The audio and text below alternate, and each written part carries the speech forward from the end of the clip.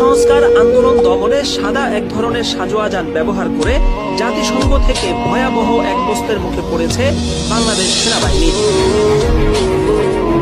Armoured personal career বা সংক্ষেপে APC নামে পরিচিত এসব সাজোয়া যান সাধারণত বড় ধরনের যুদ্ধ এবং ভয়াবহ সামরিক আক্রমণের মধ্যে ব্যবহৃত হয়। জাতিসংঘের তরফ থেকে অত্যাধুনিক এসব সাজোয়া যান বাংলাদেশ সেনাবাহিনীকে দেওয়া হয়েছে বিভিন্ন দেশের শান্তিরক্ষা মিশনে ব্যবহারের জন্য।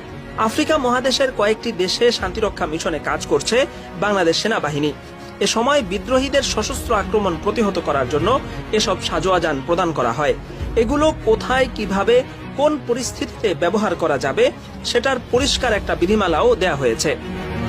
কিন্তু সম্প্রতি কোটা আন্দোলনকে কেন্দ্র করে বিক্ষোভ দমনে কারফিউ জারির পর সেনাবাহিনীকে এসব গাড়ি নিয়েই সড়কে টহল দিতে দেখা যায়। এরপরেই বিষয়টি জাতিসংঘের দৃষ্টিগোচর হয়। নিজ দেশের